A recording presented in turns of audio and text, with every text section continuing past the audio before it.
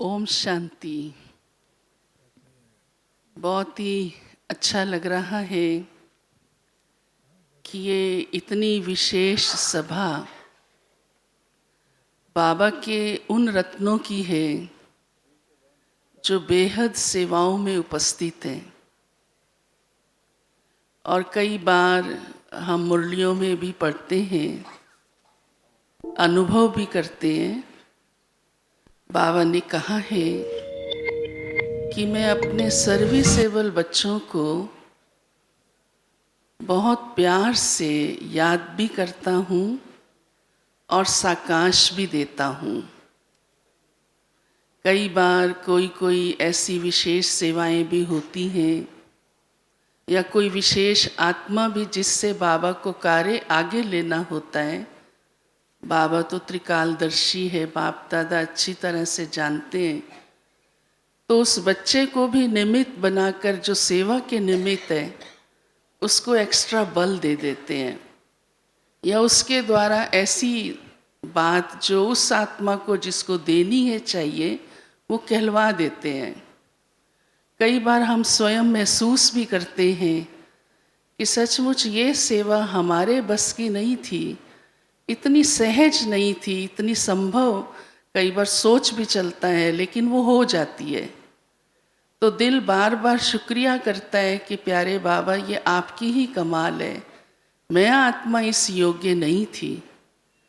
तो बाबा हमें स्वयं को भी अनुभव कराते हैं कि सचमुच सेवा का बाबा ने जो विश्व परिवर्तन का कार्य आकर के शुरू किया और हमें अपनी बुझाएं बनाया, वो बाबा ही कर रहा है।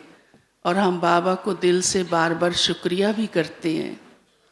इसलिए बाबा हमें बीच बीच में समय समय पर ये श्रीमत भी देते हैं कि बच्चे कभी भी मैंपन ना आ जाए, क्योंकि कहीं सूक्ष्म में भी थोड़ा आया कि ये मैं करने वाली हूँ या मैं अच्छी करती हूँ या किसी भी प्रकार का मैंपन, सभी अनुभव ही है इसकी गहराई के भी। तो हम अपनी स्वयं में ये सूक्ष्म चेकिंग ज़रूर करें। और बाबा इसलिए हमें सदा ही सेवा का आधार बेहद की वैराग्य वृत्ति सुनाते हैं, त्याग वृत्ति सुनाते हैं।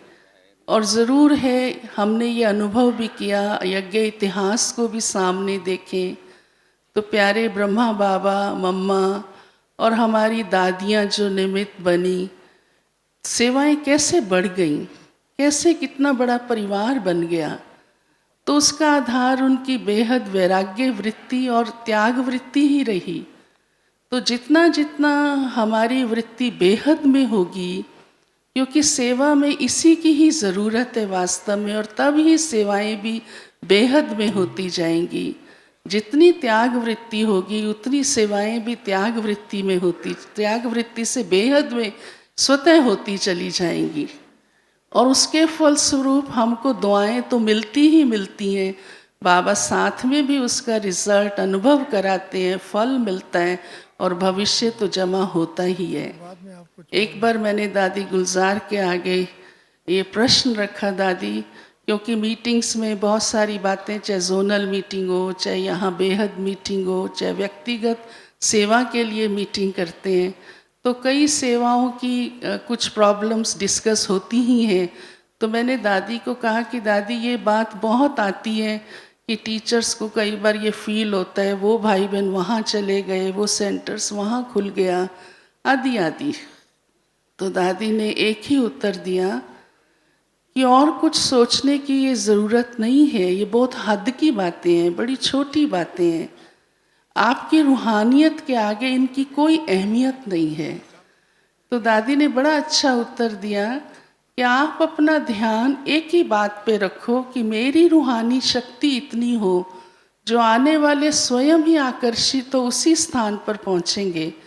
बाप दादा भी हम बच्चों को कहते हैं सेंटर का वायुमंडल ऐसा हो, जहाँ सेवा करते हैं वहाँ का वायुमंडल ऐसा हो।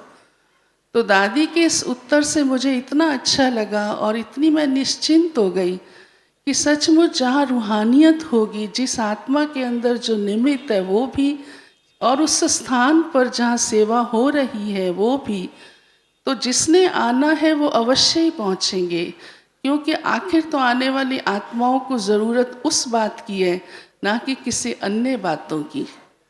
तो मैं ऐसा समझती हूँ कि हमारा जो ध्यान है, हमारी भावनाएं ऊंची हैं बहुत, सेवा की हैं बहुत, कल्याण की हैं बहुत, लेकिन साथ साथ अपनी आंतरिक रूहानी शक्तियों पर हमारा जितना अंदर से ध्यान होगा, उसे जमा करने का, उसे एकत्र करने का, तो उसके फलस्वरूप सब कुछ ही, चाहे विद्यार्थी हैं, चाहे अन्य सेवा के साधन है, या अन्य जो भी भावनाएं मन में आती हैं, वो बेहद की ही रखनी है तो पूरी भी होती चली जाती हैं।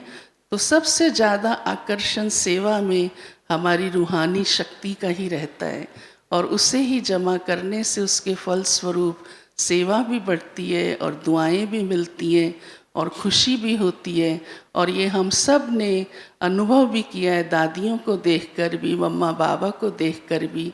तो ऐसी रूहानियत की शक्ति ही हम सब के लिए बहुत आगे बढ़ने का और सबको भी वो सब प्राप्तियां कराने का सहज तरीका और अनुभव है। ओम शांति।